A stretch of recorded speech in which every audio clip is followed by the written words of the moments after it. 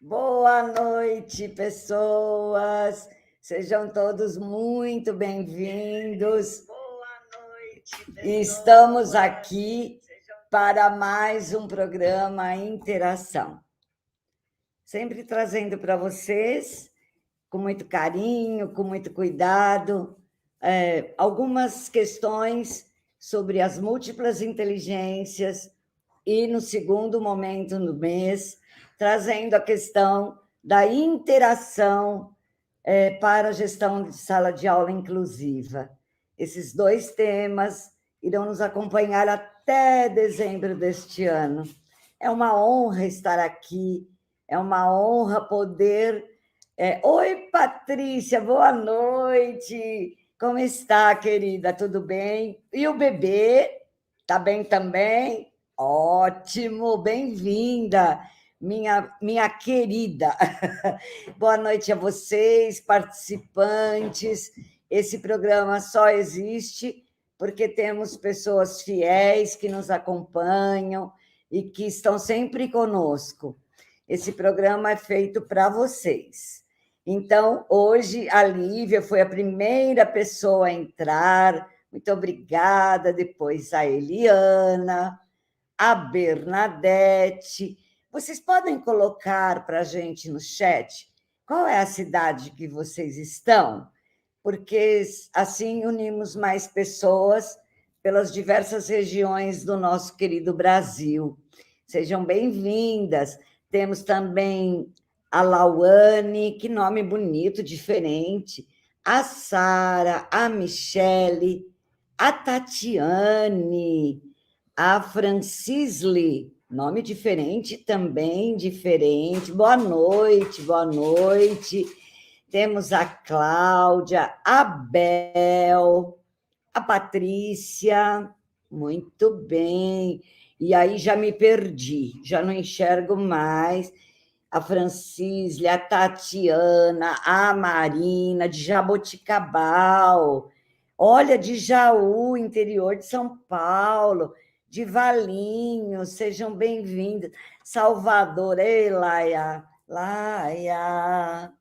Ei, que saudade dessa terra querida. Sejam São Paulo, Zona Sul. Muito obrigada, viu, pessoas, pela presença de vocês. Hoje temos, então, mais um episódio e trazemos uma inteligência fantástica, que é a lógico-matemática, na pessoa de uma querida, uma convidada muito especial. E desde já eu agradeço todos os participantes e todas as pessoas, os educadores que têm vindo nesse espaço. Eles vêm, gente, graciosamente, eles vêm por amor, eles não estão vendendo, eles vêm, primeiro, porque têm um compromisso com a educação, e segundo, porque eles aceitaram esse convite, que foi feito de uma maneira muito amorosa para eles. Então, teremos essa noite uma pessoa incrível. Eu vou compartilhar alguns slides com vocês e vamos dar início imediato neste novo Interação.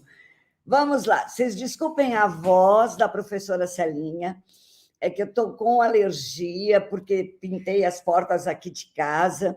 Pintei, não, o rapaz pintou, e como ele lixou, deu bastante alergia na professora. Então, boa noite, gente. Vamos lá.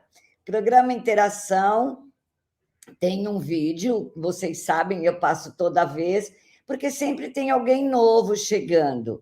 Então, mais uma vez. Vamos lá.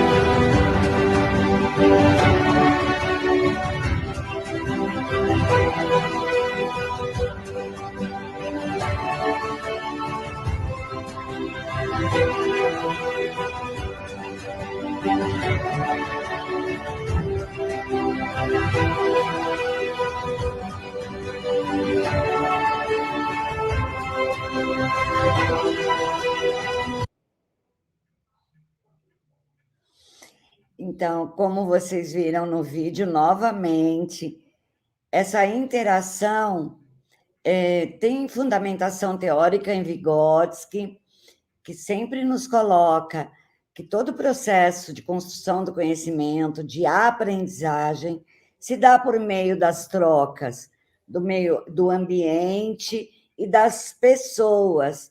Por isso esse programa tem este nome. E essa interação também, pessoas, diz respeito às diversas ciências, porque os palestrantes que vêm aqui, os nossos convidados queridos, cada um tem uma visão, um olhar, um tipo de formação. Temos psicopedagogos, neurocientistas, professores, pedagogos. Então, são as diversas ciências unidas para alargar a nossa compreensão dessa humanidade, desse fazer pedagógico, que é o nosso fazer diário enquanto professores, que estamos no chão da sala de aula ou que estamos na gestão de uma escola. Então, sejam todos super bem-vindos novamente. Ele insiste em passar, ele não me obedece. E eu trago também rapidamente, não percam, dia 26 agora de maio, com o Dr. Bruno Duarte. Ele vai trazer um tema bastante interessante sobre o TDAH, como lidar com esse desafio para a educação. Dr. Bruno Duarte, se eu não me engano, eu esqueci, eu acho que ele é baiano. É uma pessoa muito querida, muito alegre, muito comprometido e um excelente profissional. Dia 26 de maio, anotem. Depois, em junho, teremos uma querida também, que é a Verônica.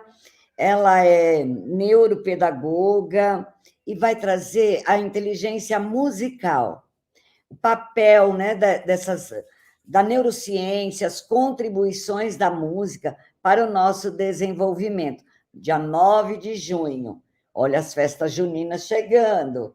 E também uma querida, ainda no mês de junho, é a doutora Deise Serra, que vai trazer a questão da inclusão de alunos com autismo, porque foi pedido novamente no direct que trouxéssemos novamente a questão do autismo. Então, vou trazer novamente com a doutora Deise Serra. Muito bem. Temos também um presente. Pela primeira vez, será ministrado um curso pelo Instituto Célia Godoy, e é um curso que tem sido pedido demais. Eu recebo muitas recomendações. Celinha, quando vai ter esse curso? Então, um curso sobre desenho infantil. Será só em julho, nos dias 20 e 21 de julho. E hoje, a nossa querida Lívia, que entrou, foi a primeira pessoinha a chegar aqui, se ela quiser este curso, será dado de presente para ela, tá bem?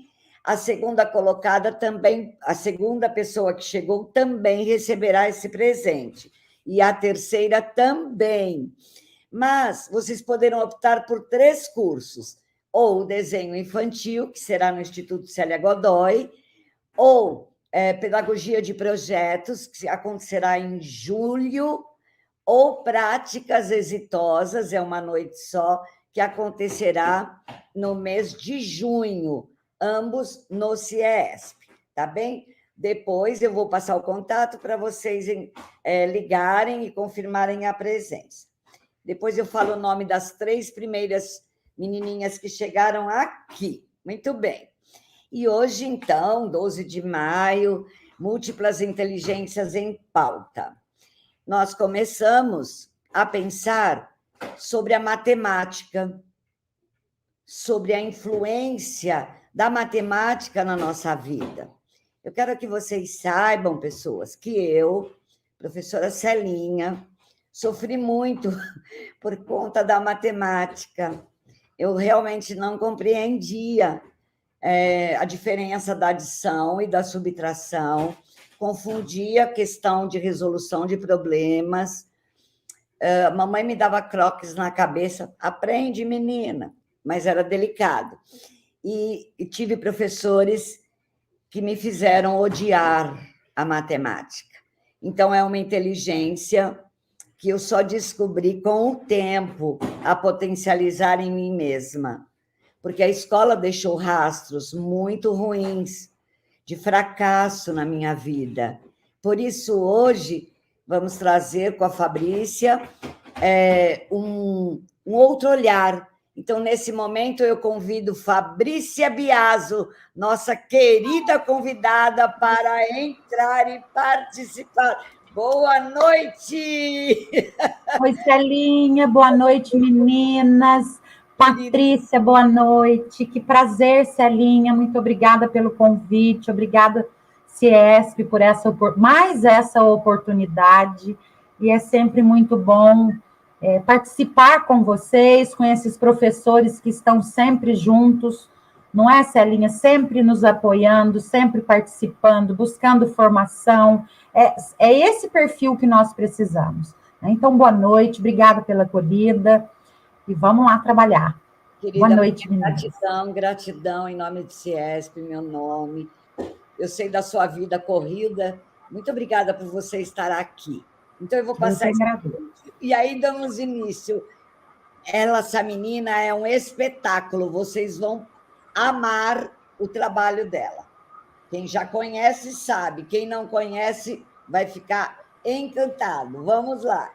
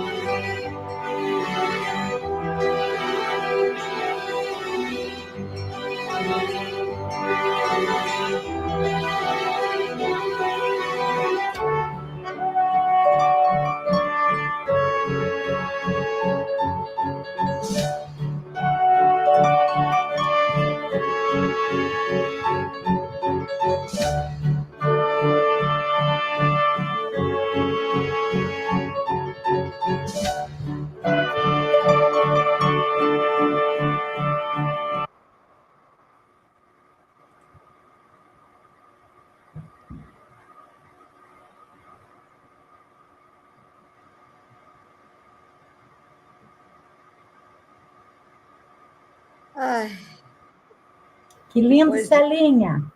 lindo, não é? Depois de um dia intenso, todo mundo acho que trabalhou bastante hoje. Trouxemos o vídeo com a intenção de mostrar que a matemática pode ser leve, pode ser linda, e que essa inteligência pode ser estimulada e, principalmente, que ela é vida, que ela é a própria natureza. O que você achou, Fabrícia? O que o pessoal do... Eu acabei de colocar isso aqui no chat, que a matemática é vida, né? Olha que Nós linda! fazemos da matemática um bicho-papão, mas nós lidamos com ela 24 horas por dia. Então, a gente tem que desmistificar isso, né, mostrando que ela está presente em tudo que a gente faz, na tela do computador, no tamanho do post, no tabuleiro que eu abro sobre a mesa, no tamanho da televisão que eu assisto, o tamanho da tela do meu jogo de videogame, né? Situações que são vivenciadas diariamente, mas que, enquanto escola, nós não nos preocupamos em mostrar esse outro lado. Nós preocupamos em dar conta daquele conteúdo que precisa ser vencido, que precisa ser trabalhado. Né? Então, o vídeo fala, por si só, já fala o quanto que a matemática está presente na vida, né? Faz parte de tudo. Na verdade, é um vídeo que ele não tem palavras, mas ele também, ele se autoexplica, né? Maravilhoso, Sim, né? sim. O que o Muito pessoal lindo. do chat achou, os participantes, vocês gostaram? Coisa linda da natureza, feita por Deus e é pura matemática também, né? Então, vamos começar hoje, agora, com estilo matemático, que é a inteligência lógico-matemática, que muitos já possuem e os que não possuem terão oportunidade durante toda a vida de potencializar essa inteligência. Uma coisa inicial, só para afirmar bem por que estamos tratando das múltiplas inteligências, é porque ela está relacionada com todas as áreas do conhecimento e com todos os componentes curriculares e também com todos os campos de experiências. Mesmo na língua portuguesa, na geografia, na história, na química, na física, na biologia, na geografia, a matemática está presente, porque a matemática é vida. Então, não é só papel do professor de matemática desenvolver essa inteligência. Quando um professor de português pede para pular um parágrafo, para colocar um travessão, para virar uma. Isso é matemática. A matemática está presente em todas as áreas do conhecimento, não é isso, Fabrícia? Ela é uma Sim, fé. eu acho que esse é um dos tabus que nós precisamos derrubar, né? Porque quando nós falamos de inteligência, dessa inteligência lógico-matemática, nós não estamos falando só de operações de números, não é? Nós estamos falando de história, de geografia, de língua portuguesa, de ciências, da própria matemática. Então, isso é muito importante, que a gente tenha essa visão ampla de que o desenvolvimento dessa inteligência não diz respeito somente ao trabalho com números. É excelente, Celine, muito bom. Eu estou vendo que a Rízia colocou aqui no chat, às vezes eu consigo ler. Em nosso colégio, faremos um projeto com exposição e o tema A Matemática e a Arte. Exatamente, porque Mona Lisa, por exemplo, se você faz um gráfico numérico, aparece o número 9 ali na tela de Mona Lisa, na projeção, né? Que o Da Vinci coloca. Que coisa linda. Depois me convida que nós iremos, né, Fabrícia? Lá na escola da Rízia. Sem dúvida. Que coisa linda. A matemática também é arte. Agora, quando ela se une com a arte em si, nossa, então vai ser um espetáculo esse trabalho. Parabéns. Então, vejam, por que nós estamos trabalhando com as inteligências múltiplas? Porque sempre é tempo, é sempre um novo tempo, para potencializarmos, para reformularmos atividades, para renovarmos o nosso olhar diante do cotidiano, das tarefas diárias. E se cada professor estiver bem atento, ele perceberá que a geografia ela só existe porque ela tem a língua portuguesa, que faz a leitura, a interpretação, ela tem a matemática, que coloca medidas terras em solução de problemas de geografia, em espaços diferenciados. Então, quando houver essa interdisciplinaridade, quando vocês perceberem que o menino tem uma dificuldade na questão lógico-matemática, é sempre tempo de rever, reformular, reestruturar, trazer o lúdico para essa aquisição e trazer atividades do cotidiano, né? Então, sempre é tempo de perceber as dificuldades e formular ações para que haja a potencialização dessas inteligências, porque não é o meu caso, é um caso atípico, porque eu estudei no colégio muito rígido, porque o professor de matemática ficava a 1.000 quilômetros de distância, porque eu olhava para ele e não sabia o que ele estava dizendo. Então, foram ficando lacunas e muitas dificuldades que eu passei. E nesse tempo, eu não gosto de falar de passado, sabe, Fabrícia? Cheira Sim. bolor, né? Cheira bolor. Mas naquele tempo, e voltando a falar, o professor de matemática colocava os primeiros colocados lá na frente. Eu nunca estive à frente. Eu nunca consegui ficar lá entre as 10 melhores notas. Então, pensando nisso, um pouco da nossa história, ela não serve para a gente chorar, ela não contribui para a gente sofrer. Pelo contrário, o que eu preciso fazer para saber aquilo que é bom e é suficiente para resolver os problemas da minha vida, para me sentir bem e para renovar em mim uma esperança de aprender, né? Então, eu conto isso com muito carinho para vocês, porque eu sofri discriminação matemática, Fabrício. Você já tinha ouvido falar dessa discriminação? É porque nós somos frutos de um currículo, Celinha, onde a matemática ela não é vista como uma proposta prazerosa, Sim. não é?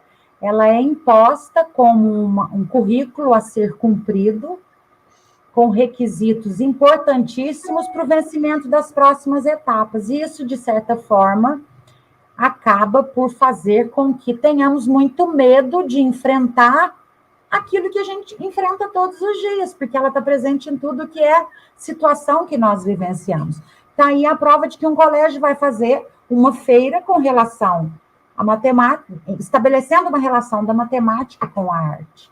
Né? Então, a gente precisa desmistificar isso para que a gente não sofra essa discriminação matemática que você disse aí, né, Celine? Sim, eu consegui superar porque eu mesma fui descobrindo que eu tenho outras inteligências mais potencializadas, mas que esse suficiente para mim está bom. Só que a gente tem que pensar que os meninos também sentem dores, né, Fabrícia? Sem Quando eles dúvida. não conseguem acompanhar, quando eles não conseguem entender. Porque eu sofri, pessoas que estão aqui, meus queridos, do tanto de suar frio, de passar a noite em claro estudando, e chegava na hora, dava o tal branco, sabe? Mas não era branco, era um misto de medo, medo de fracasso, medo de incompetência. Então, muitas vezes, Fábio, dentro da sala de aula, a gente, pelo tempo, por tudo isso que você colocou maravilhosamente bem, questão do currículo, da quantidade, a gente não percebe, mas cria marca, sabe? eu fui discriminada pela música, eu fui discriminada pela matemática, e então isso tudo deixa algumas sequelas. É preciso superar. Eu superei a duras penas, mas hoje eu só não entro na Olimpíada de Matemática, mas eu consigo, mas eu consigo me safar bem da vida. Que bom, que bom. Bom, nós vamos falar agora das características principais de quem já tem essa inteligência bem definida, quem já nasceu assim, né? Geralmente os engenheiros, matemáticos, cientistas. O que ele gosta? Quais são as habilidades, né, dessas pessoas? Tem gosto elevado por padrões, critérios, por cálculo, por ordem, sistematização, tem facilidade de resolver problemas e tem um pensamento muito lógico, muito racional, né? Sabe lidar com os números de uma forma super criativa. Vocês já ouviram esse termo? Nossa, como ela é boa de matemática. É por isso, porque gosta do cálculo, da sistematização, tem muita facilidade de resolver problemas. Olha, o meu avô materno era um italiano, casada com uma senhora cearense, minha avó Maria, que amanhã até é aniversário dela, seria aniversário dela. O meu avô dava aula, Fabrícia, no campo, só de cálculo mental. Ele reunia todas as pessoas em torno de uma fogueira. Ele tinha essa inteligência altíssima. Ele não nasceu com ela, mas ele precisou aprender a fazer contas. Então, sempre que eu potencializo algo que eu ainda não tenho bem, é porque eu preciso. E, às vezes, a necessidade faz com que a gente redescubra, né, nossas próprias habilidades. Que mais? Essas pessoas, os meninos, os aprendizes, o sujeito que está conosco, eles gostam de tudo que esteja relacionado aos números, gostam de jogos de todos os tipos e têm um raciocínio super apurado. Eles gostam de participar de quê? De projetos, onde eles possam organizar, classificar coisas, folhas de árvores, objetos desse cotidiano da vida. Eles gostam de projetos de pesquisa científica. Por isso, muitas escolas, nos itinerários formativos, Fabrícia, têm buscado essa vertente, têm realizado trilhas de conhecimento voltados para a pesquisa científica e até comportamental, porque eles adoram gráficos, tabelas, enfim. Então, se vocês já têm esses meninos, fica também uma sugestão para que ele seja o par avançado do que ainda não tem, porque nós aprendemos interagindo com o outro. O que mais? Fabrícia, pode comentar, porque eu falo demais. Eu tô seguindo o seu raciocínio aqui e pensando, Celinha, o tanto que nós temos em sala de aula oportunidades para que a gente possa potencializar essa questão matemática e o quanto que muitas vezes isso passa desapercebido, né? A gente não percebe, a gente não consegue dar valor àquelas situações que são vivenciadas quando se faz uma fila para ir para o lanche, quando se organiza a regra de um jogo, quando se busca estratégia para resolver uma determinada situação, um conflito com os colegas, quando se chega na escola um cartaz falando sobre uma campanha de vacinação, por exemplo, e as crianças passam por ali o tempo todo e a matemática está ali no horário, na data, na dose, no cumprimento, e a gente passa por esse cartaz como se fosse mais um folheto da escola, aquilo não diz respeito aos meus alunos, mas está na comunidade, está na vivência, não é? Então, a gente acaba por perder oportunidades que surgem no dia a dia, das mais simples, como a organização da fila, e se detém muito aquilo que é acadêmico, conteudista, Não que a gente não tire proveito dessas situações. Claro, tem gente que pode falar, Fabrícia, mas um vestibular, o que pesa? É o português e a matemática. Esse conhecimento acadêmico, ele chega através de tudo aquilo que já foi vivenciado, de tudo aquilo que já foi experimentado, que já foi discutido, que já foi analisado, né? E aí entra o papel desse raciocínio lógico-matemático. Não é só número, não é só equação, não é só essa questão voltada para o desenvolvimento matemático acadêmico, né? Mas é um desenvolvimento de raciocínio para a vida, em todas as situações, onde eu posso oportunizar a apropriação ou o fortalecimento desse tipo de raciocínio. Até quando uma criança desenha e que você dá estímulo. Quanta coisa! Você dá estímulo para que ele desça da folha, para que ele ocupe o espaço da folha. Então, é super interessante, porque a matemática está presente em todas as ações da escola. Isso é muito lindo, né? E tem características que são muito evidentes. Eles conseguem assimilar com muita facilidade questões complexas. Eles têm um raciocínio muito aguçado, bem lógico. E uma característica interessante, gente, eu acho uma graça, eles amam colecionar objetos. Olha que interessante, o meu filho, pequenininho, colecionava carrinho, uma série de coisas. Ele tem um raciocínio lógico, ele tem essa habilidade. A mãe dele não tem, no caso eu, mas ele tem. Puxou, acho que provavelmente, fui casada com um japonês, acho que puxou para o pai, porque o pai, o meu ex-marido, tinha um raciocínio fantástico, fazia cálculos mentais, assim, mirabolantes. E tem noção de quantidade por abstração. Olha que lindo. Estratégia. Celinha, a primeira situação vivenciada por uma criança quando chega na escola deve ser a da experimentação. Porque quando aquele período de adaptação da escola, que tem crianças que sofrem, que choram, tem outras que lidam com mais facilidade, não é? São situações onde nós podemos utilizar daquilo que acontece no cotidiano para aprimoramento dessa inteligência lógico-matemática.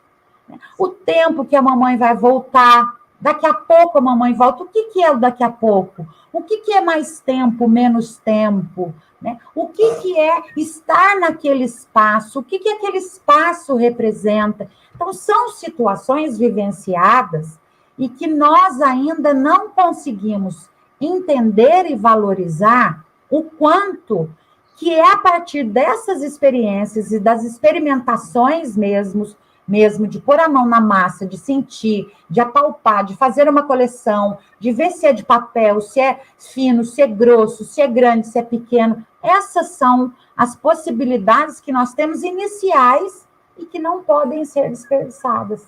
Porque ali do maternalzinho, ali do primeiro período, do 3, 4 anos, é que saem futuramente grandes cientistas, engenheiros, né? Grandes professores, com uma inteligência lógico-matemática muito bem fortalecida. Na clínica, como psicopedagoga, e agora eu falo para vocês do lugar de psicopedagoga, a primeira avaliação que a gente faz é do raciocínio lógico-matemático. Depois da anamnese feita com os pais, uma das primeiras provas usadas, atividades oferecidas e que podem ser usadas pelos professores em sala de aula, são as provas piagetianas, que nós vamos falar sobre elas. Porque ela traz exatamente uma noção sobre qual é o nível de inteligência lógico-matemática que esse sujeito apresenta. Né? Então, é um material que, além de ser usado em clínica, ele pode ser usado por professores. E tem muitos professores que não conhecem. E é através dele que a gente inicia todo o trabalho sobre a inteligência lógico-matemática. Jesus, eu esqueci de te apresentar. Eu acho que eu pus o slide. Não tem problema. Vai dar tempo. Não precisa. Depois a gente fala sobre isso. Vamos lá. Vou falar sim, desculpa. Gente, esqueci de apresentar a Fabrícia. Eu coloquei o Celinha. slide. Olha só, ela está fazendo doutorado, tá bom, gente? Mas o mais importante é que ela é professora, psicopedagoga, é mestre, ela tem neurocientista, ela é muito supimpa, mas o que eu mais amo na Fabrícia é que ela é disponível, amorosa, afetiva, uma querida, e uma professora brilhante, uma psicopedagoga fenomenal. Então, desculpa, viu, Fabrícia? A Celinha estava... Celinha, o mais importante é elas terem a certeza de que eu sou professora, minha formação básica é pedagogia, né? Não me vejo fazendo outra coisa, a não ser a arte de professorar, né? Com muita responsabilidade, com muito cuidado. Então, eu vivo escola como vocês, meninas. Fui professora de rede pública, de rede privada por muito tempo, e é isso, né? As outras formações são decorrentes do processo que a gente sempre busca. Mas é isso, não precisava nem ter preocupado com isso. Ó, a Regina Stefano chegou por aqui. Quem chegou depois, receba nosso carinho, nosso boa noite. Vocês vão amar, agora a gente vai pegar fogo. A Fabrícia trouxe 2 objetivos para hoje. Compreender o que é essa inteligência lógico-matemática e conhecer algumas possibilidades do trabalho com a inteligência lógico-matemática em sala de aula. Fabrícia também tem 4, vamos dizer, um sumário aqui. Primeiro, ela vai falar sobre a inteligência, a evolução conceitual, sobre uma inquietação inicial, o que é essa inteligência lógico-matemática, algumas características, o desenvolvimento dessa inteligência e a parte fantástica, propostas de trabalho na sala de aula. Fiquem por aqui, vamos seguindo. Fabrícia, querida. Vamos lá, Celinha. Quando vocês me fizeram um convite, você, Regina, boa noite, querida.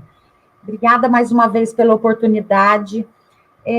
Eu pensei que nós precisávamos trazer para uma discussão, para um debate ou para uma inquietação, o conceito de inteligência, né? Já que a Interação vem trabalhando com a temática da inteligência, trazer esse conceito e, ao mesmo tempo, nos apropriarmos de novos conceitos ou de uma nova visão sobre o que passa a ser o processo de desenvolvimento dessa inteligência, porque antes ele era visto como um processo estático, inato e influenciado pela cultura.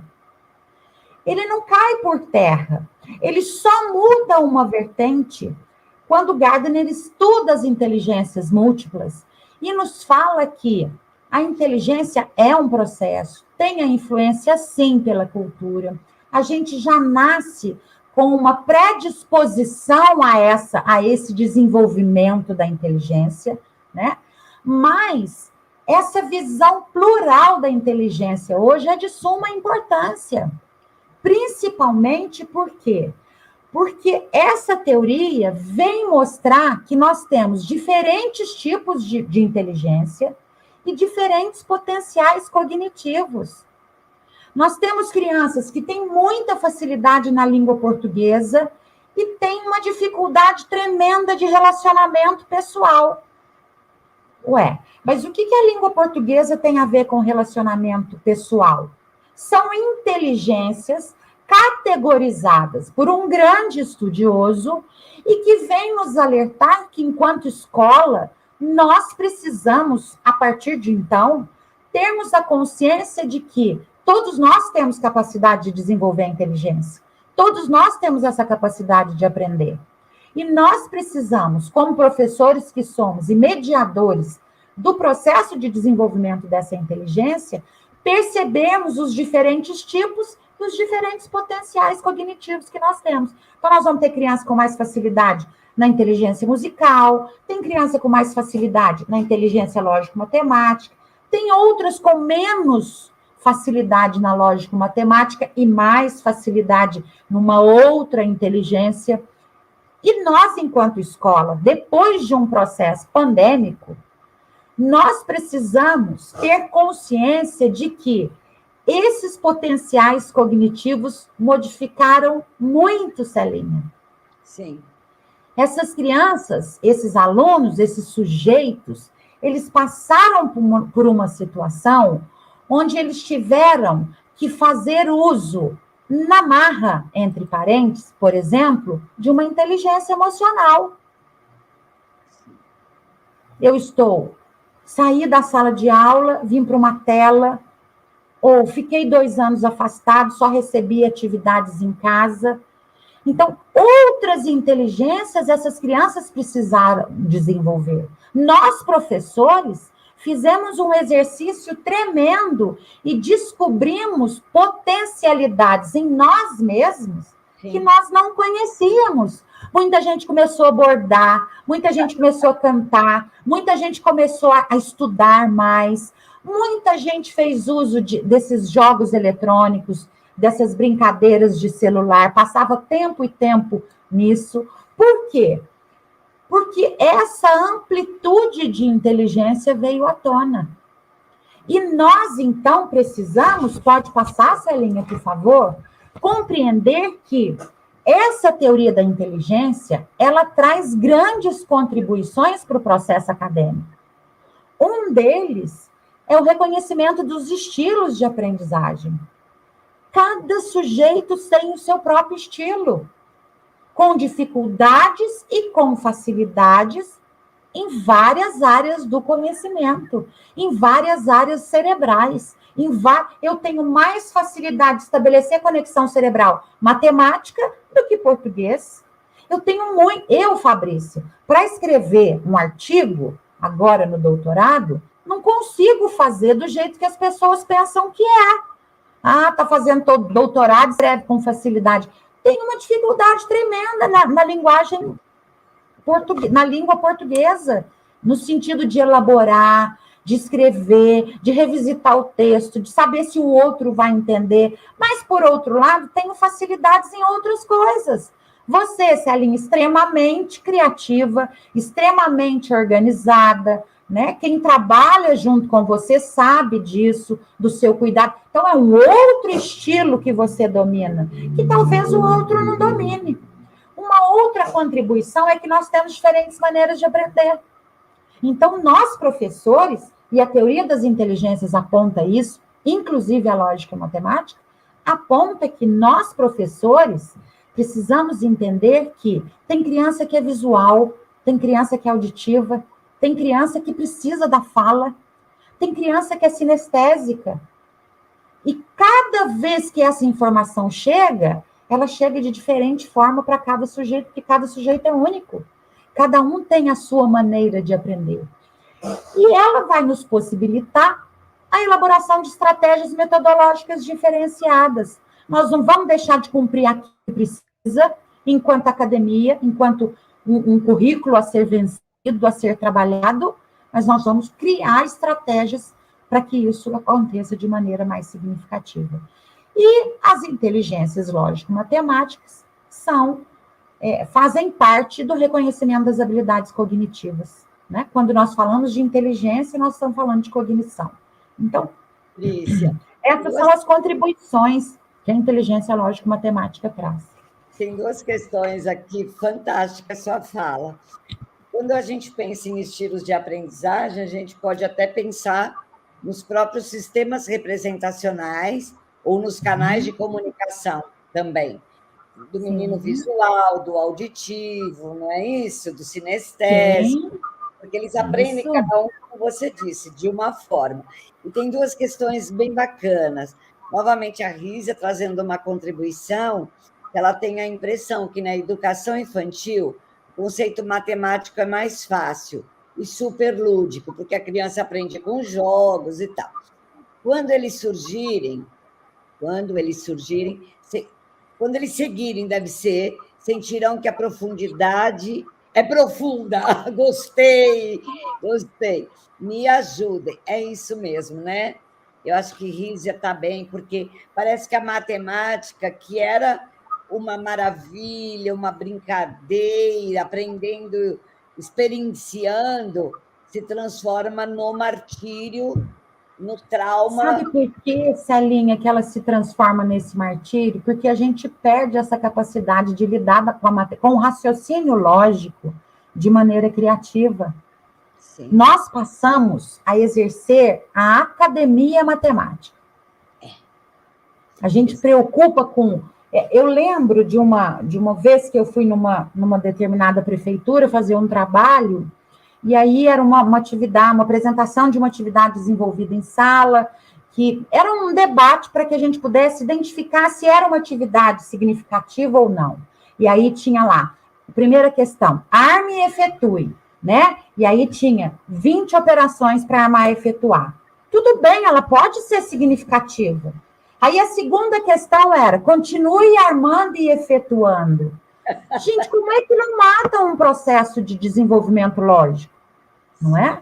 Então, o que acontece na educação infantil? É tudo muito palpável. As crianças experimentam, colocam a mão, eles vivenciam. E quando vem para o 1º ao 5º ano, depois do 6º ao 9º, depois no colegial, isso se perde muito. E a gente fica muito nessa transmissão necessária, nessa obrigatoriedade de fazer o conteúdo ser cumprido. Se está tendo domínio ou se não está, às vezes a gente também não se preocupa tanto com isso. Eu preciso vencer, porque nós somos produtos de uma educação que é mercantilista e que é isso mesmo. Eu tenho a apostila, eu tenho o site, eu tenho o que para vencer, a escola, não é? Mas nós não podemos deixar de entender que esse desenvolvimento lógico-matemático, ele extrapola essa questão acadêmica. Ele não é só resolver problemas matemáticos. Eu trago como inquietação justamente isso. Por que ela se perde? Porque a gente passa a ver o desenvolvimento do raciocínio lógico-matemático só como resolução de problemas. Arma, efetue, continue armando, efetuando, operações matemáticas e expressões numéricas. Nós não saímos disso. Nós não oportunizamos, por exemplo, a um menino de 1º, 2º e 3º colegial uma feira do conhecimento sobre a matemática e o ensino da arte. Porque não cabe isso no 1º, 2º e 3º colegial. Por que não? Porque deixa de ser conteudista, porque deixa de ser acadêmico, né? Então, enquanto característica, o desenvolvimento lógico-matemático, ele fala que nós precisamos trabalhar o uso da razão, é o lado racional do cérebro, é o domínio do hemisfério esquerdo, do hemisfério direito, desculpa, né? Onde está presente o pensamento lógico, o raciocínio dedutivo e indutivo, as resoluções de problema. E aí Gardner fala assim, calma aí, tudo isso é muito importante, mas isso não é mais o mais importante.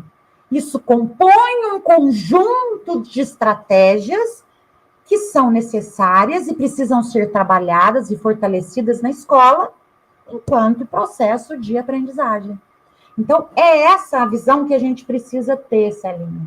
Porque o desenvolvimento da inteligência lógico-matemática, ou da matemática lógica, né? Às vezes a gente acha o contrário também, vai partir do trabalho com o raciocínio lógico. Desde a educação infantil até o resto da vida.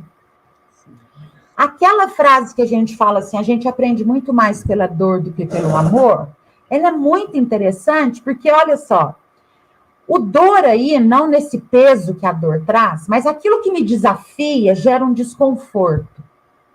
E quando eu obtenho um resultado satisfatório em relação a esse desconforto, eu aprendo. Então, a lógico-matemática é isso. Eu preciso do desafio para que a aprendizagem possa se fortalecer, para que o desenvolvimento desse raciocínio possa se fortalecer. Mas esse desafio não é arma, efetue e continue armando e efetuando. Ele extrapola tudo isso, né? E aí, no outro slide, mostra exatamente isso, Celinha, por favor. O pensamento abstrato e o pensamento científico, presentes na inteligência lógico-matemática, que precisam ser fortalecidos, que precisam ser desenvolvidos, mas que nós precisamos entender que esse ponto é mais um ponto a ser trabalhado. É mais uma inteligência. Foi-se o tempo em que a inteligência cognitiva era mais importante num processo seletivo de uma grande empresa. Não é, viu, Fabrícia? Não é, não é. Ela tem peso. Uma pessoa que tem um bom raciocínio, que trabalha com facilidade essa área abstrata, essa área racional, é ótimo, nós precisamos dessas pessoas. Mas só essa pessoa não basta mais. Ela tem que saber relacionar em grupo, ela tem que saber aceitar a opinião do outro, ela tem que ter uma regulação emocional muito forte. E aí vão surgindo as outras potencialidades, as outras inteligências necessárias para o domínio da ocupação de um cargo numa grande empresa, para ser um grande professor, para ser um grande chefe, um grande líder, né? Então, hoje, não se fala mais na educação lógico-matemática como a mais importante ou a primordial.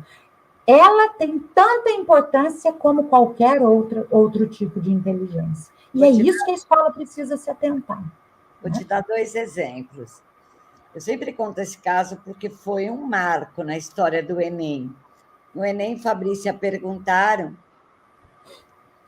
fizeram a seguinte pergunta: estava tomando banho, a energia acabou. O que eu faço? 90% dos estudantes, dos que estavam concorrendo, não responderam ou ficaram sem saída. Isso é matemática. Um pensamento abstrato é uma resolução de problemas. Celinha, pode falar. Eu tive uma amiga que fez uma entrevista a semana passada e ela, o que eu tenho que saber, Celinha, me ajuda e tal. Eu disse, olha, a missão, visão, valores da escola, mas principalmente é provável que na entrevista seja perguntado, tenha uma pergunta relacionada a uma questão do dia a dia. E lá foi a menina para a entrevista, ainda não teve resultado. E, na realidade, a pessoa que a entrevistou disse o seguinte: primeira coisa, olha, você tem um aluno que chega na escola e ele está usando uma capa de chuva sem estar chovendo. O que você faz? Essa foi a primeira pergunta da entrevista, Fabrícia. Você acredita nisso? Acredito. Uma capa de chuva, só que não estava, já estava um super sol. O que você faz? Então, veja, aqui é um pensamento de vida, de estratégia, de argumentação, de resolução de problemas. E é raciocínio. Raciocínio. Então, isso não é só. Ninguém diz, olha, faça essa questão aritmética, esse algoritmo, resolva. Não. Perguntas da vida em que a matemática, sendo vida, me ajuda a solucionar e viver de maneira mais leve, né? Celinha, eu trago aqui para as meninas, para elas pensarem um pouquinho. Meu marido é professor do curso de engenharia aqui na Federal da minha cidade. E ele foi dar uma prova, e eu sou professora há muito tempo, ele falou, queria dar uma prova diferente, engenharia de produção. Imagina um engenheiro fazendo isso. Eu apresentei até o resultado desse trabalho num BET Brasil do ano passado, de 3 anos atrás, o último BET que eu participei. A proposta era, o menino precisava ter domínio daquele conteúdo de organização industrial, lá na engenharia de produção mecânica. Eu falei para ele, Paulinho, pede aos meninos para que criem uma história em quadrinho, onde ele tenha que apresentar para um estagiário, ele como empresário, tem que apresentar para o estagiário a empresa que ele vai fazer parte agora. Os meninos deram um show, Celinha, no conteúdo. Mas na questão da produção da história em quadrinho? Mas eu começo por onde? Mas quantos personagens que eu tenho que colocar? Quer dizer, o que adianta esse acúmulo todo e o desenvolvimento criativo, o potencial criativo que não aparece, né? não tiveram dificuldade no conteúdo, tá bom, ótimo, isso é muito bom, isso é positivo, mas tiveram uma dificuldade tremenda em criar alguma coisa, né? Em inventar uma história em quadrinhos, meninas de engenharia. Olha. Terceiro ano de engenharia. Então, tudo precisa começar onde? No desenvolvimento do raciocínio lógico. Uma coisa simples, mova 3 palitos e faça o peixe nadar para o lado oposto. Eu tive a oportunidade, Celinha, de ficar na Escola da Ponte, quando eu fiz o meu mestrado, por um tempo, enquanto pesquisadora de uma disciplina que eu fazia sobre projeto político-pedagógico, e como aluna fui ficar na Escola da Ponte para conhecer como que era. Eles sempre começam a semana com um desafio. É o rapport. Então, tem lá na entrada da escola um desafio. Eu respondo aquele desafio da maneira como eu penso. Chego a esse resultado. Depois o outro vem e responde do jeito que ele pensa. Isso me instiga no outro dia a ver como que o outro respondeu. Será que alguém respondeu como eu? Nossa, ele respondeu de outra maneira e chegou no mesmo resultado. Nossa, e depois do final da semana, na sexta-feira, isso é socializado. Quem pensou da mesma maneira, quem pensou de outra maneira, quem chegou ao mesmo resultado, só que com pensamentos diferentes. Então, tudo parte do trabalho de raciocínio lógico. O desenvolvimento cognitivo tem como base o trabalho com raciocínio lógico. E aí eu trago, Celinha, que eu acho que é o que as meninas esperam muito, né? Eu, como professora, também sempre esperei algumas propostas onde todos os conteúdos matemáticos estão presentes. Todo o trabalho de inteligência lógico-matemática está presente, só que de uma maneira muito diferente, né? De uma maneira muito especial. Então, como primeira proposta, Celinha, eu não sei do nosso tempo, você vai me segurando aí, Celinha. Eu trago para as meninas, pode passar, Celinha. Vai dar tempo. Eu trago para vocês um trabalho, por exemplo. Opa! Sim, eu coloquei junto, Fá, porque só para lembrar a importância de tudo isso que você disse, para não esquecer de trabalhar a vida toda com o vocabulário matemático, com as unidades de medida, com as noções de tempo, com o registro de quantidades, né? Tudo que você já disse. Dias da semana, presente, passado, futuro, contagem, desenho, símbolo, sempre trabalhar esse vocabulário. E veja, não é a matemática só que trabalha, né, Fabrícia? É a ciência, é português, é matemática. Gente, vê o dia, vê a hora, olha o calendário. Isso para os meninos grandes também.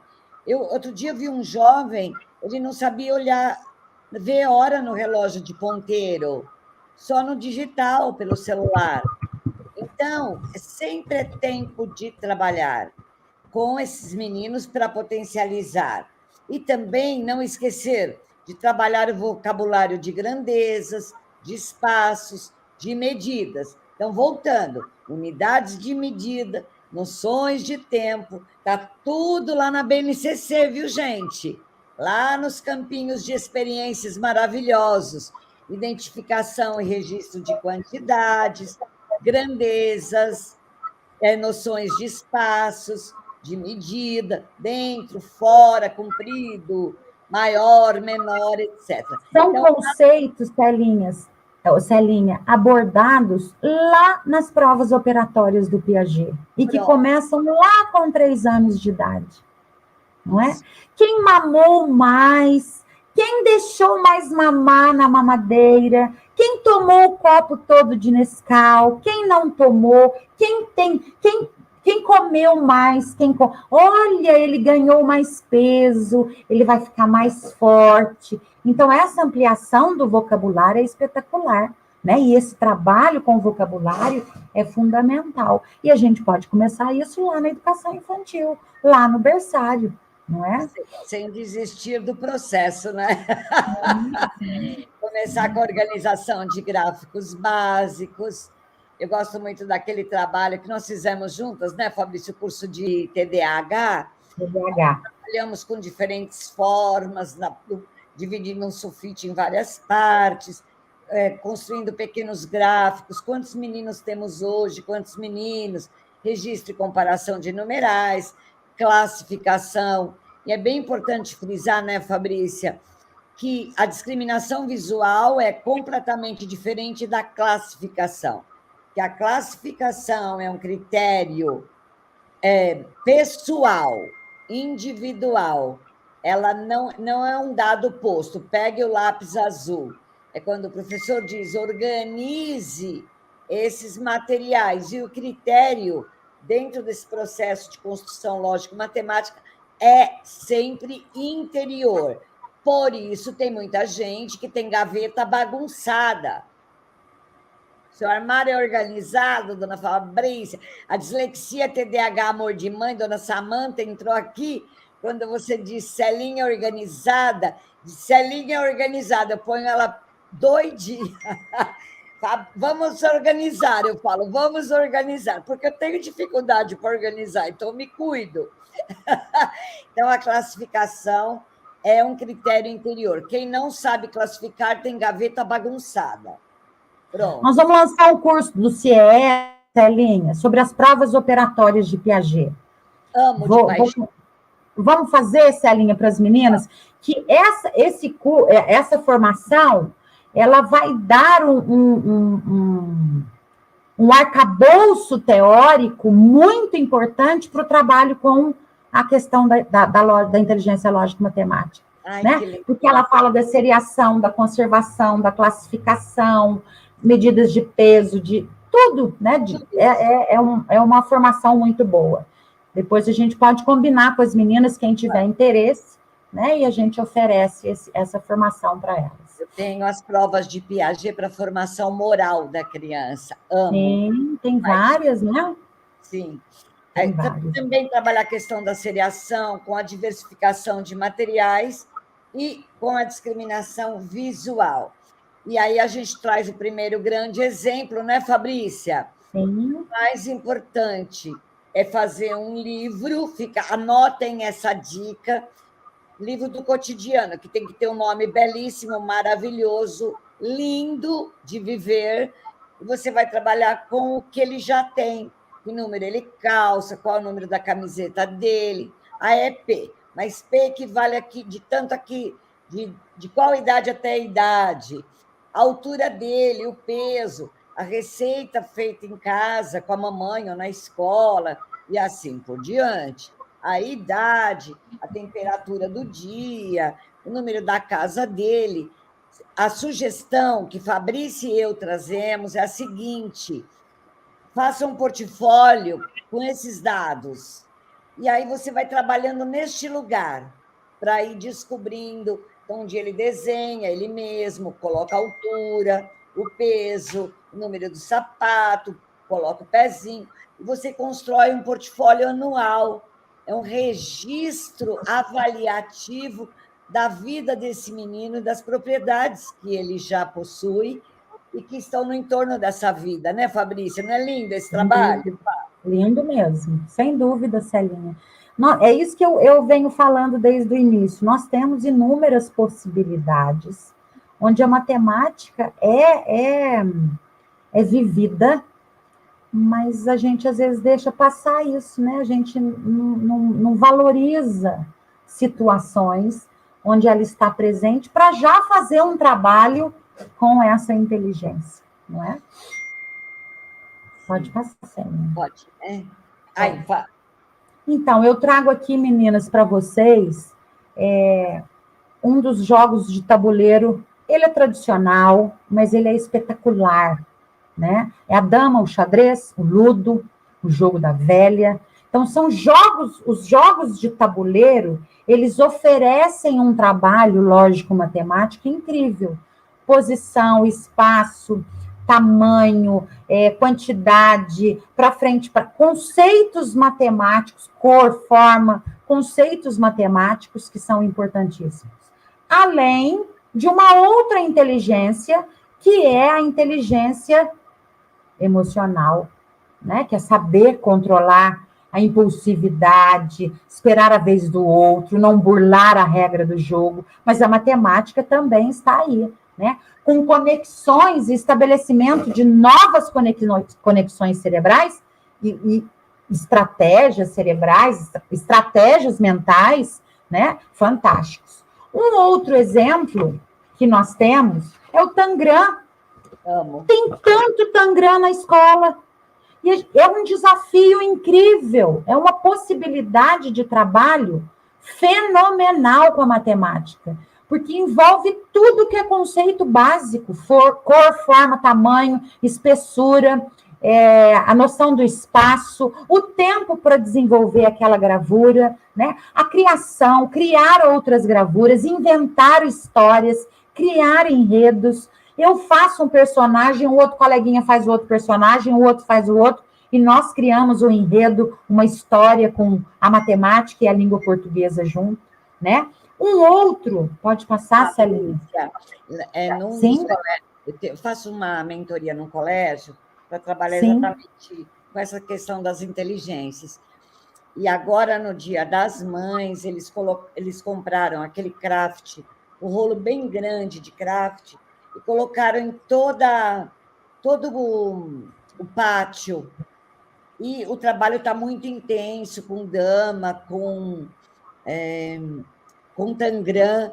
Então, todo o cenário e os painéis para as mães foram construídos. Você vai se surpreender com os meninos do 5º ao médio. Ficou a coisa mais incrível do mundo. Eles construíram o Tangram, eles fizeram essas medidas com color set, eles recortaram, eles construíram montanhas, não só nas peças, mas com todas essas possibilidades do Tangram, eles inventaram, construíram paisagens, mensagens, letras. Todo o pátio ficou encantador. Fica aí a sugestão. Lindo, né? Eu imagino, as meninas que vão trabalhar matemática com a arte, o Tangram é um grande aliado seus, né? Porque a gente consegue criar inúmeros cenários, inúmeras possibilidades através do Tangram. Um outro trabalho que é fenomenal é uma caixa de desafios. A minha está até aqui, eu mostro para vocês. Tenha em sala de aula uma caixinha com vários desafios, desde que a gente encontra em revistas, que a gente encontra em sites, que a gente encontra aí por tudo quanto é lugar, né? O menino terminou uma proposta de sala de aula, vai ali na caixinha, pega e tem o número desse desafio, número 1. Aí ele põe lá no caderno, desafio número 1. E enquanto os outros estão fazendo aquela atividade que ele já terminou, para ele não ficar com o tempo ocioso, ele vai ali e busca um desafio para resolver. Terminou aquele, os coleguinhas estão juntos, fazendo outras atividades ainda, busca outro desafio e vai renovando aquela caixinha de desafios, né? Para começar uma aula, para dar um pontapé inicial, ela é fundamental. Eu tenho um menino aqui e que fala para mim, ô tia, a minha professora tem uma caixa de desafios, né? A Luciana Guedes, até que é a professora, que eu tenho a maior admiração por ela é professora, eu trabalhei com ela, aprendi muito, ela deve estar por aí, eu fiz o convite lá na minha rede social, a Luciana é muito ligada a essa questão da educação, mas ele é um menino de 7 anos. O que você tem nessa caixa de desafio? Quando eu termino a minha atividade, a minha professora tem uma caixa que a gente pega uma coisa para resolver. Aí, a Luciana Guedes está aí. Oi, Lu, boa noite. Então, assim, é uma oportunidade para que essas crianças possam desenvolver esse raciocínio, fortalecer esse raciocínio, né? Uma outra sugestão é um trabalho com sequência, e aí eu convido vocês a participarem comigo lá na minha página do Instagram, que vocês vão ver que ele sempre tem alguma coisa, né, que motiva esse trabalho de raciocínio, esse trabalho de desafios, sequência, criar sequências com objetos diferentes, criar sequências com os mesmos objetos, os mesmos formatos, as mesmas figuras, né? Então, criar uma sequência onde só tem círculos, mas o que eu dou para ele criar essa sequência são palitos. Então, ele tem que estabelecer a relação de que os objetos não são iguais, mas para cada círculo, um palito. Isso é fantástico. Sim. Isso é fantástico. E isso é uma atividade que a gente consegue trabalhar desde os pequenininhos até os mais velhos. Nós temos alunos que não conseguem fazer isso no 5º ano, porque não associa que não é o formato da sequência que eu quero, é a quantidade. Então, eu tenho uma caixa de palitos e eu dou a ele um tabuleiro onde tem só círculos, em cima e embaixo, em cima e embaixo. Ele tem que fazer o mesmo trabalho dos palitos, dos círculos, só que usando os palitinhos e não tampinhas. Então, as crianças têm que parar para pensar, tem que buscar esse raciocínio lógico, tem que forçar o pensamento, a cabecinha, tem que pôr a cabeça para funcionar, né? Um outro também, Celinha, que as meninas devem fazer muito, é o trabalho com quebra-cabeça. Oi? Amo caixa de ovos. Eu compro sempre a caixa grande, cada vez que eu olho para ela, eu digo, não consigo jogar você fora. Gente, acho que é síndrome de professora, né? Dá para fazer dá para fazer correspondência bionívoca. Nossa, que coisa! Sou apaixonada. E é um material simples, né? Sim. É um material muito simples. Um outro é o quebra-cabeça, começa com poucas peças, vai evoluindo na madeira, no papelão, na folha impressa, comprado, criado pela própria criança, através do próprio desenho livre, né? Criando outras oportunidades, montagens de cenário, interpretação de histórias. Vamos lá, mais um, Celinha. As provas piagetianas ou as provas operatórias. Um dos instrumentos mais rico que eu conheço para o diagnóstico da inteligência lógico-matemática. É um dos materiais mais espetaculares mesmo, né? Foi comprovado cientificamente, testado e realmente tem uma força muito grande, tanto na questão diagnóstica, como na questão da intervenção em sala de aula ou em consultório, seja lá onde for, né? Depois o 4 em linha também, não sei se vocês conhecem, eu trago aí para vocês. Pode passar, Celinha. Ai, desculpa. O 4 em linha, tem ele para comprar, mas a gente também pode fazê-lo, né? É fácil de fazer, é bastante interessante, desenvolve muito essa busca de estratégia, que ao mesmo tempo que eu tenho que fazer o que eu preciso para ganhar a população, eu tenho que impedir que o outro faça. E é raciocínio o tempo todo, né? O Sudoku, não sei se vocês conhecem, ou o Sudoku, ele tem no formato do quadradinho aí, né? Tem ele circular também, é difícil, mas não é impossível. E a gente começa com poucos números, depois a gente vai aumentando, né? O pareamento, pode passar, Celinha, as quantidades, coisas são tão simples. Olha, é o material de tampinha, algodão e papelão, né? Para contar quem tem mais, quem tem menos, por quantos a mais ele tem, quantos a menos ele tem, né? Pode passar, Celinha. Ficou questão errado. Da posição, não tem problema. A questão da posição, né? A noção do espaço, do posicionamento das imagens, das figuras, o lugar que eu ocupo em relação ao coleguinha que está à frente, ao coleguinha que está à minha esquerda, ao coleguinha que está à minha direita. E por aí nós temos inúmeras possibilidades, né, que a gente pode desenvolver com as crianças, através de jogos, através de atividades, através de intervenções pedagógicas, né, de boas mediações, de lançar o desafio e deixar sair macaquinho na cabeça, e deixar sair a fumacinha na cabeça, né, para que cada um depois verbalize. E aí que eu quero fechar com vocês esse nosso encontro, é tudo muito rápido, né, Celinha? É rápido, passa voando. A gente trouxe também, né, Fabrícia, a matemática no cotidiano infantil um livro da Sim, Silvia, muito bom. Silvia. Deem uma olhada, vão amar. E aí a Fá vai... Eu trago como considerações para vocês que a gente pare para pensar como é que eu tenho oportunizado o desenvolvimento desse raciocínio em sala de aula. Que relações que as nossas crianças fazem com a quantidade de informação que lhes são passadas? Nós estamos treinando as nossas crianças, nós estamos ensinando-as a pensar e a buscar soluções. Né? E aí, como carro-chefe de um trabalho de inteligência lógica e matemática, eu fecho colocando para vocês a importância que é a verbalização do pensamento. Nós precisamos dar o lugar de fala para os nossos alunos.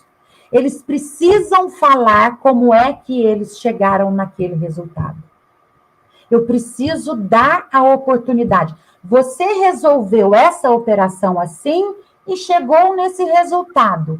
O que é que você pensou? Como é que você pensou? Ele precisa verbalizar. Você usou essa estratégia nesse jogo e conseguiu ganhar. Como é que você fez isso? Conte para os seus colegas como é que você pensou. Então, eu deixo aqui para vocês de uma maneira, acho que eu nunca falei tão rápido, de uma maneira muito rápida, mas de uma maneira muito carinhosa, as contribuições do lugar de fala de professora que sou, de professora que fui, e do lugar de psicopedagoga, né? Precisamos de trabalhar tudo o que diz respeito ao desenvolvimento das inteligências para amanhã. Não é para agora, para cumprir um currículo, para dar conta daquele conteúdo. É para a vida, né? E aí, a teoria das inteligências múltiplas vem e nos dá um chacoalhão e fala, presta atenção, tem muita coisa para desenvolver aí, tem muita área para ser potencializada. Eu tenho a certeza que se nós tivermos esse olhar para a sala de aula, nós vamos ter menos crianças laudadas, menos crianças com dificuldades, menos crianças tendo que ser retidas, né, porque não conseguiram as habilidades necessárias. E é isso que eu deixo como contribuição, me coloco à disposição sempre, as minhas redes sociais estão aí. Pode passar, eu acho que eu coloquei, Celinha. Ah lá, eu tenho meu Instagram, ele é fechado, mas ele está lá, é só pedir meu LinkedIn, meu Facebook, e meu carinho, minha admiração por vocês. Eu aposentei muito cedo, às vezes me arrependo de ter saído da escola, porque eu acho que não existe laboratório maior, não existe lugar de maior aprendizagem, e a minha admiração pelo trabalho que vocês fazem, para que a gente possa oferecer para essas crianças um mundo melhor, com um pensamento mais criativo, um mundo mais leve, mais feliz. Obrigada, Celinha. Obrigada, Regina, Ciesp. Querida. Um beijo. Tomara que eu tenha ajudado de alguma maneira. Slides, eu vou baixar os slides e eu vou bater o último papo aqui com você. Espera aí. Vou baixar aqui. Muito bem. Nossa, que banho! Amei, Patrícia. Tudo que você coloca com tanta propriedade, tão fantasticamente, mostra que você é um ser humano muito humano, assim, uma pessoa muito humana, porque a gente não fala como crítica, a gente só alerta por tudo aquilo que a gente já viveu, até em cima das coisas que eu já errei, por exemplo, e que serviu de alerta, de crescimento. O que você trouxe da importância da fala dessa criança, dessa escuta, pode acontecer lá no 5º ano, no 6º ano, quando pede um problema para resolver e o resultado não é o esperado, porque a matemática, entre aspas, é exata. Se ele consegue escrever e verbalizar, registrar, primeiro eu levei o X, então você sabe como ele está pensando. Foi uma honra gigantesca ter estado com esse chat maravilhoso, essas pessoas incríveis, lindas que estão aqui conosco ainda. E a você, o que eu posso dizer? Você continue, Fabrícia, com esse comprometimento, com essa força, com essa luz divina que você tem, que sendo essa pessoa incrível que você é, e trouxe muitas contribuições do nosso querido Gardner, com seu olhar, com seu afeto, com sua responsabilidade. Foi uma brilhante, e eu tenho muito a agradecer. Eu quem te agradeço, viu, pela Celinha? sua disponibilidade. Muito obrigada, gratidão. Eu quem te agradeço de coração. É sempre muito bom, não é? Estarmos juntas, lutando por aquilo que a gente acredita, com os professores comprometidos. Olha, eu não consigo acesso ao chat o tempo inteiro, mas quem está aqui, 8h30 da noite, numa quinta-feira, não é? É porque são especiais mesmo, é porque acreditam na educação, porque querem fazer o melhor. Então, assim, meu carinho por vocês, Celinha também, Regina, Ciesp, que a gente continue, né? Que a gente dê conta de lutar por aquilo que a gente realmente acredita, né? Por uma educação melhor, por crianças mais felizes mais tarde, criativas. Nós temos aí circulando, passando pelas nossas mãos, na rede pública e na rede privada, os futuros governantes do nosso país, os futuros engenheiros, os futuros cientistas, os grandes especialistas médicos, e eles passam por nós.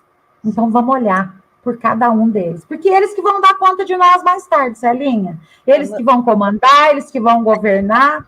Vamos cuidar. Muito obrigada.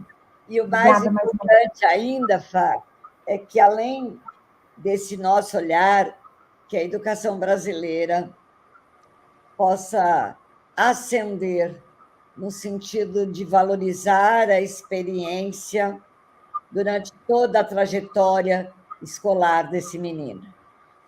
Para além do acolhimento, que isso já é um dado posto, mas que seja reconhecido a possibilidade de cada um. Celinha, você teve aqui o Geraldo Peçanha. Tive, coisa linda. Lindo.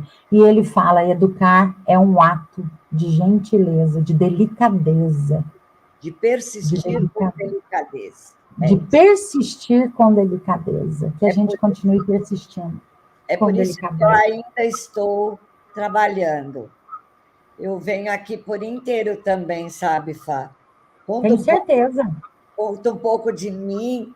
Tenho esses amigos queridos como você, que estão comigo. Tenho o Ciesp, a Regina, a Isabel, Elielso, a Juliana, todo mundo aqui nesse chat maravilhoso. Vocês, as 3 primeiras pessoas que chegaram hoje, vão receber um presente. E outra coisa, gente, não se esqueçam de se inscrever no 3º Congresso Internacional de Educação Inclusiva e de Comportamento. Gente, está fantástico, é agora, no mês de junho. Acesse o site do Ciesp ou as redes sociais do Ciesp. Fabrício estará lá com um tema maravilhoso. Marta Helvas, gente linda, eu não posso falar de um sem falar do outro. Irene Maluf, gente muito querida, muito especial. E para hoje, o que desejamos? Que Deus ilumine a vida de vocês, que vocês sigam em frente. Não estamos aqui nunca e jamais para criticar qualquer um de vocês, apenas para trazer singelas contribuições. E saibam que vocês desse chat são a nossa força e o que nos mantém vivos, porque nesta troca, nessa interação, cumprimos a nossa preciosa missão, que é falar de educação, fazer educação. Até dia 26, meus amores. Saiba, chegou alguém... Celinha, Patrícia, obrigada. As meninas do Ciesp, muito obrigada. Patrícia, eu sou fã do trabalho de uma intérprete.